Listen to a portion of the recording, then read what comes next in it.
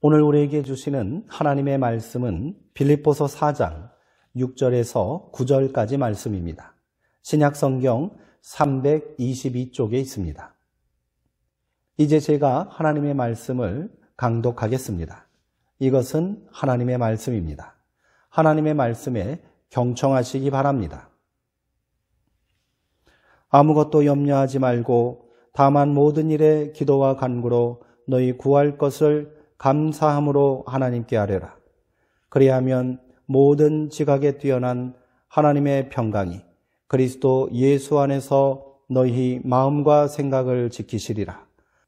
끝으로 형제들아, 무엇에든지 잠대며 무엇에든지 경건하며 무엇에든지 오르며 무엇에든지 정결하며 무엇에든지 사랑받을 만하며 무엇에든지 칭찬받을 만하며 무슨 덕이 있든지 무슨 기림이 있든지 이것들을 생각하라. 너희는 내게 배우고 받고 듣고 본 바를 행하라. 그리하면 평강의 하나님이 너희와 함께 계시리라. 아멘. 날마다 더하는 삶 두 번째 시간입니다. 기도라는 주제를 가지고 말씀을 함께 나누도록 하겠습니다. 빌립보서 4장은 바울의 마지막 권면이 담겨 있습니다. 빌립보서가 옥중서신이었다 하니 말씀 한 구절 한 구절에 담긴 깊이와 무게감을 느낄 수 있습니다. 그 첫 번째 권면이라 할 수 있는 오늘 말씀은 앞선 4절의 말씀부터 시작됩니다. 권면의 말씀은 기뻐하라, 관용을 베풀라, 염려하지 말고 기도하라 라고 간단히 요약할 수 있습니다. 올해 교회의 표어는 날마다 더하게 하소서입니다. 이것이 단순히 구호에 그쳐서는 안 될 것입니다. 변화와 실천이 뒤따르지 않으면 아무 의미 없는 말잔치가 되고 맙니다. 그래서 지난번 설교를 시작으로 우리가 더해야 할 것이 무엇인지를 나누고 있습니다. 이를 바울의 권면에 대입해 보면 기쁨과 관용은 더하고 염려는 줄여야 할 것입니다. 내 삶에 하나님의 은총을 더하고 평안을 더하는 길은 오직 말씀뿐이라는 것이 바울의 명령이었다면 기쁨을 더하고 관용을 베푸는 삶을 사는 길은 기도로만 가능하다는 것이 오늘 바울의 권면입니다. 그래야 바울의 평소 지론이었던 범사에 감사하는 삶을 이룰 수 있는 거지요. 오늘 말씀은 바울의 권면에 기초한 것입니다. 이를 통해 우리가 날마다 더하는 삶을 이루기 위해 구체적으로 어떤 믿음의 실천이 있어야 하는지 함께 결단하게 되기를 소망합니다. 바울은 6절 말씀에서 아무것도 염려하지 말라라고 말하고 있습니다. 항상 기뻐하라는 말처럼 불가능해 보이는 권면입니다. 불확실하고 험난한 세상을 살면서 어찌 염려하지 않을 수 있단 말입니까? 우리는 삶을 미리 예측하고 대비할 수 없기에 불안해합니다. 노후가 불안하고요. 자녀의 미래가 걱정입니다. 조금만 몸이 피곤하면 무슨 큰 병이라도 생긴 것이 아닌가 염려가 됩니다. 예기치 못한 사고로 평안한 일상이 흔들리게 될까 봐 두렵기만 합니다. 세상이 복잡해지고 변화의 속도가 빠를수록 평범한 우리가 느끼는 염려와 불안은 그만큼 크게 다가오지요. 그렇다고 우리가 염려하고 걱정한다 해서 바꿀 수 있는 것이 그리 많지 않습니다. 그래서 더 불안하고 초조하기만 합니다. 몇 해 전 흥미로운 보고서를 읽은 적이 있습니다. 인간이 염려하는 것들 중 40%는 실제로 일어나지 않을 일이고요. 30%는 이미 지나간 일에 대한 염려입니다. 그리고 12%는 자기와는 상관없는 남의 일에 대한 염려이고 10%는 아직 걸리지 않은 질병에 대한 염려였다고 합니다. 정말로 걱정해야 할 일은 8%밖에 되지 않았다는 거지요. 이 보고서에 의하면 대부분의 사람들은 매일매일 하지 않아도 되는 걱정을 하며 살고 있는 셈입니다. 지금 내가 하고 있는 염려들을 냉정하게 따져보면 어느 정도 일리가 있는 말처럼 들리지 않습니까? 그런데 문제는 도통 염려가 떠나지 않는다는 사실입니다. 그러니 어찌 기뻐할 수 있겠습니까? 항상 기뻐하는 것은 고사하고 잠깐의 기쁨도 온전히 누리지 못하고 있습니다. 그 기쁨이 또 언제 갑자기 사라질지 모른다는 염려 때문이지요. 그래서 사람들은 저마다의 방법으로 염려에서 벗어나려고 애쓰며 살고 있습니다. 염려를 잊으려고 자극적인 쾌락을 탐닉하기도 하고요. 물질과 소유를 더 많이 늘리려 애를 씁니다. 많은 시간과 노력을 투자하여 자신의 능력을 개발하기도 하지요. 그러나 세상의 어떤 쾌락이 우리를 염려로부터 해방시켜 줄 수 있단 말입니까? 도대체 얼마나 많은 돈을 소유해야만 걱정이 사라질 수 있을까요? 얼마나 이를 악물고 자신의 능력을 개발하고 성장시켜야 미래에 대한 불안에서 벗어날 수 있겠습니까? 그렇다면 아무것도 염려하지 말라는 이 대책 없는 말을 던진 바울은 무슨 뾰족한 수라도 가지고 있는 것일까요?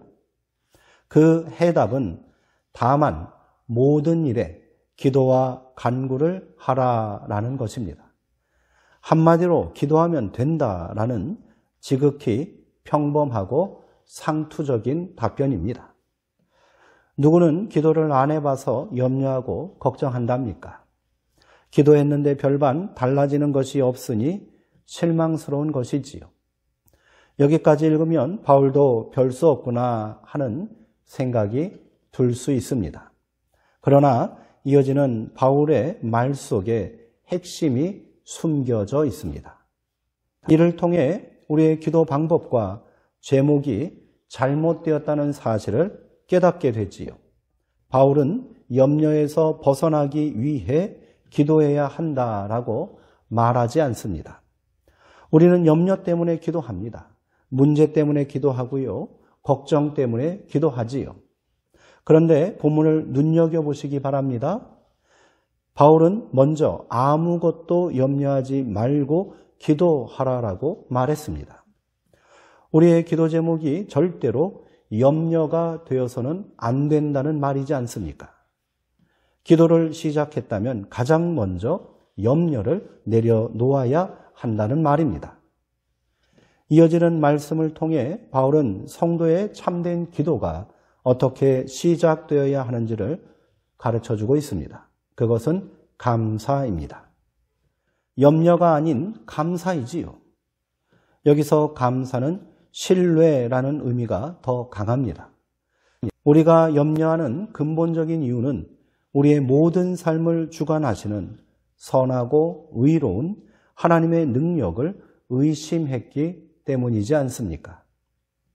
에덴 동산에서 아담과 하와는 선악과를 먹으면 눈이 밝아져 하나님처럼 될 수 있다는 사탄의 유혹에 넘어가서 하나님께서 금하신 명령을 어기는 죄를 저지르고 말았습니다. 창조주 하나님께서 피조물인 인간과 맺어주신 영원한 생명과 사랑의 관계를 신뢰하지 못했기 때문입니다. 하나님을 향한 신뢰와 믿음이 흔들리자 스스로 하나님처럼 되어야겠다라고 생각한 거지요.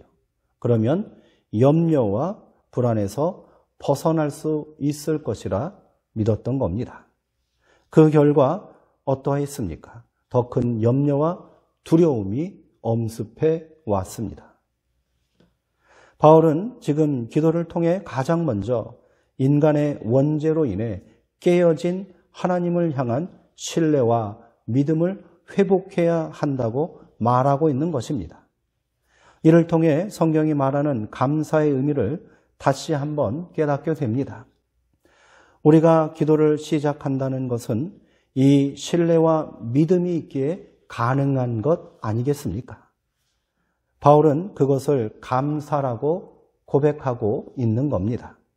그러므로 염려와 문제가 해결되었기에 감사하는 것이 아니라 우리가 기도할 수 있기에 감사해야 되는 줄 믿습니다. 더 나아가 우리가 힘써 간구해야 할 기도 제목이 바로 감사가 되어야 합니다. 기도는 하나님을 향한 신뢰의 고백이며 감사의 언어이기 때문입니다. 이렇게 감사로 하나님을 향한 신뢰와 믿음으로 기도를 시작했다면 이제 우리가 기도를 통해 받아야 할 하나님의 응답이 무엇인지 비로소 분명해집니다. 바울은 그것을 하나님의 평강이라고 말합니다. 7절의 말씀을 통해 바울은 그리하면 모든 지각에 뛰어난 하나님의 평강이 그리스도 예수 안에서 너희 마음과 생각을 지키시리라 라고 선포하고 있습니다. 아무것도 염려하지 않고 오직 감사함으로 하나님께 기도한다면 하나님의 평강이 우리의 생각과 마음을 지켜주실 것이라는 확신의 고백입니다. 바울은 이 하나님의 평강을 모든 지각에 뛰어난 것이다 칭송합니다. 이를 공동번역 성경은 사람으로서는 감히 생각할 수 없는 하나님의 평화라고 번역했고요. 새번역 성경은 사람의 헤아림을 뛰어넘는 하나님의 평화라고 번역했습니다. 종교개혁자 루터는 모든 이성보다 더 높은 하나님의 평화라고 했지요. 모든 번역들을 정리하면 이렇습니다. 하나님의 평화는 우리의 합리적인 이성과 이해를 뛰어넘는다라는 말입니다. 이를 전제한다면 여기서 평화는 하나님의 영인 성령으로 이해해도 좋을 것 같습니다. 예수님은 마태복음에서 이를 하나님의 나라와 의라고 말씀하셨지요. 평화가 깨어진 곳에 어찌 기쁨이 있겠습니까? 전쟁과 같은 삶은 불안과 염려의 연속일 뿐입니다. 바울은 이를 극복하고 여기서 해방되지 않으면 진정한 기쁨을 더할 수 없다라고 말하고 있는 거지요. 오랜 세월 적대적인 할레파 기독교인들과의 싸움에 지쳐 있었고 집요한 유대인들의 살해 음모를 피해 평생을 도망 다녀야 했던 바울. 특히 지금은 감옥에 갇혀 내일을 장담할 수 없는 절망적인 상황에 처해 있으면서도 바울이 기뻐할 수 있는 이유가 여기 있었던 것입니다. 그것은 바로 감사와 신뢰의 기도를 통해 경험하게 된 하나님의 평화이지요. 그 사정과 형편이 다를지라도 빌립보 교회의 성도들이 느끼는 염려와 불안도 결코 작지만은 않았을 것입니다. 저마다 느끼는 염려의 무게는 절대로 그 크기를 비교할 수 없는 거지요. 누구나 자기가 짊어지고 있는 염려의 무게가 가장 크게 느껴지는 법입니다. 나에게만 있는 염려가 아니기에 사람이라면 누구나 경험하는 염려이기에 바울은 이를 극복하는 방법도 동일하다라고 말하고 있는 거지요. 그 방법은 바울이 직접 몸으로 경험하고 실천했던 감사와 신뢰의 기도를 통한 하나님의 평화에 이르는 것입니다. 바울은 9절에서 이를 다시 한번 강조하고 있습니다. 여러분은 나에게 배운 것과 받은 것과 듣고 본 것을 실천하십시오. 그리하면 평화의 하나님께서 여러분과 함께 하실 것입니다. 아멘. 바울이 만난 하나님, 빌립보 교회 성도들이 고백한 하나님, 오늘 우리가 경험하는 하나님이 다르지 않습니다. 바울은 이 하나님의 평화가 이미 우리 가운데 실현되고 있다 고백하고 있습니다.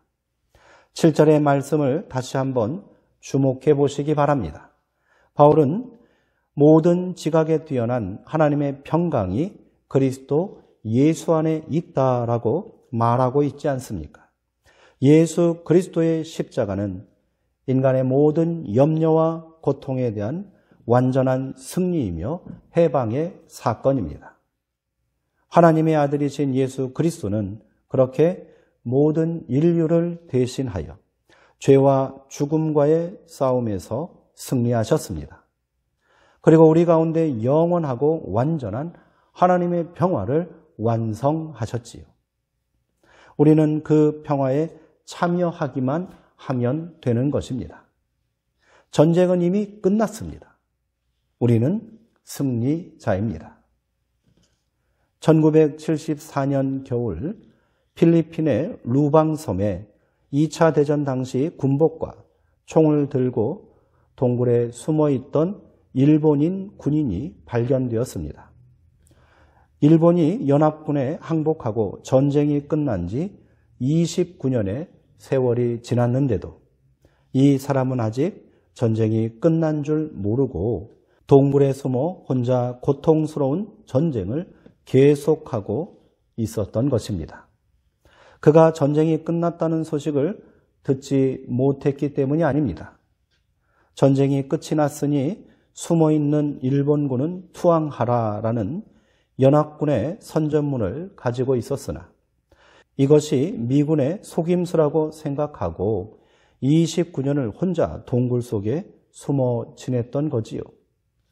우연히 섬을 탐험하던 일본인 탐험가에 의해 발견된 그는 여전히 일본군 군복을 입고 있었고요. 전쟁에서 사용하던 일본도와 총을 가지고 있었다고 합니다. 전쟁은 이미 끝났으니 일본으로 돌아가자는 탐험가의 말도 믿지 못한 그는 직속 상관의 명령이 없으면 투항할 수 없다고 고집을 부렸지요. 할 수 없이 일본으로 혼자 돌아온 이 탐험가는 언론에 이 사실을 알렸고요. 어렵게 당시 직속 상관을 찾아내 고국으로 돌아오라는 명령서를 써달라 했습니다. 그 명령서를 가지고 그를 다시 찾아갔고요. 그제야 이 사람은 일본으로 돌아올 수 있었다고 합니다. 그렇게 22살의 나이에 일본을 떠났던 오노다 소위는 52세가 되어서야 다시 고향으로 돌아갈 수 있었습니다. 이 안타까운 사연의 주인공은 일본으로 돌아가 전쟁 영웅이 되었다고 하나 그가 29년 홀로 외로운 전쟁을 계속하며 느꼈을 공포가 어떠했을지 가늠이 되질 않습니다. 얼마나 안타깝고 어처구니 없는 일입니까? 만일 우리가 예수 그리스도를 통해 이미 성취된 하나님의 평화를 믿지 못하고 누리지 못한다면 우리도 필리핀의 외딴 섬에서 29년간 홀로 외롭고 고통스러운 싸움을 계속하고 있었던 오노다 소위와 다르지 않을 것입니다. 하나님의 평화를 온전히 누리고 그 안에 거하십시오. 거기에는 특별한 자격이나 조건이 필요하지 않습니다. 예수 그리스도를 믿는 믿음이면 이를 충분히 누릴 자격이 우리에게 있습니다. 이를 위하여 우리는 하나님을 향한 감사와 신뢰의 기도를 계속해야 하는 겁니다. 염려와 의심은 우리를 계속해서 전쟁과 같은 공포 한가운데로 내몰고 있습니다. 이는 이미 폐잔병과 같은 존재에 불과한 사탄의 속임수요, 최후의 발악에 불과한 겁니다. 우리 안에 이미 온전한 하나님의 평화가 있음을 의심하지 마시기 바랍니다. 그리고 그 평화 안에 거하며 기쁨을 누리시기 바랍니다. 세상의 지혜와 지각으로 염려를 해결하려 하지 마십시오. 모든 지각을 뛰어넘는 하나님의 평강만이 우리를 모든 염려에서 해방시켜 주실 수 있습니다. 하나님의 평강은 하나님의 지혜에서 오는 것입니다. 아무리 냉철한 판단력과 비범한 지혜를 가지고 있다 해도 사람은 결코 이룰 수 없는 평강이요 기쁨입니다. 인간은 하나님의 형상대로 창조된 피조물이지요. 하나님의 지혜와 온전한 신뢰의 관계 속에서 인간은 만족과 평안을 누릴 수 있는 존재로 지어진 겁니다. 그러므로 우리 안에 문제가 발생하고 어려움이 있을 때 이를 해결하는 방법 또한 하나님의 지혜 가운데 찾아야 하는 겁니다. 우리를 가장 잘 알고 계시고 모든 문제를 해결할 수 있는 지혜와 능력을 가지신 분은 오직 우리를 창조하신 하나님 한 분뿐이시기 때문입니다. 그래서 오늘 우리는 다시 기도해야 합니다. 감사함으로 기도해야 합니다. 염려가 아닌 하나님의 지혜를 간구하는 믿음으로 기도해야 합니다. 바울의 마지막 권면은 우리가 어떠한 믿음으로 세상을 살아야 할지를 깨닫게 해줍니다. 기쁨은 주 안에서, 관용은 재림의 신앙 안에서, 모든 염려로부터의 해방은 하나님의 평강 안에서 이룰 수 있습니다. 이를 통해 우리 안에 온전한 기쁨이 다시 회복되길 소망합니다. 다시 기도하기를 멈추지 마십시오. 낙심하지 말고 기도해야 합니다. 예수님은 낙심하지 말고 항상 기도해야 함을 불의한 재판장과 과부의 비유를 통해 말씀해 주시면서 그러나 인자가 올 때에 세상에서 이런 믿음을 볼 수 있겠느냐 걱정하셨습니다. 염려는 우리를 낙심하게 합니다. 그렇게 우리의 소망과 믿음을 흔들어 놓습니다. 그런 삶 가운데는 아무것도 더해질 수 없는 겁니다. 그러기에 우리는 다시 기도해야만 하는 거지요. 기도하되 감사함으로, 신뢰함으로 기도하십시오. 그렇게 그리스도 예수를 통해 이미 우리 가운데 성취된 하나님의 평화를 온전히 누리시고 기쁨과 감사를 더하는 삶을 사시기 바랍니다. 주 안에서 항상 기뻐하십시오. 다시 말하노니 기뻐하십시오. 이것이 우리 안에 평화를 이루신 하나님의 뜻입니다. 기도하겠습니다. 평강의 하나님, 우리 가운데 일체의 불의와 죄악과 억압으로부터 해방의 역사를 이루시고 그 아들 예수 그리스도를 통하여 온전히 자유하여 새 생명을 살게 하시니 감사합니다. 그러나 여전히 우리가 세상 염려에 또 두려움 가운데 하나님을 향한 신뢰를 잃어버리고 다시 걱정과 근심 가운데 살고 있습니다. 미련하고 안타까운 이 믿음 없는 자들을 주여 불쌍히 여겨 주옵소서. 다시 우리 가운데 믿음이 되살아나게 하옵시고 우리가 다시 기도하게 하옵소서.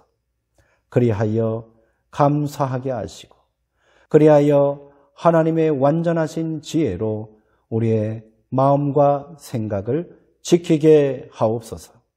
예수님의 이름으로 기도하옵나이다. 아멘.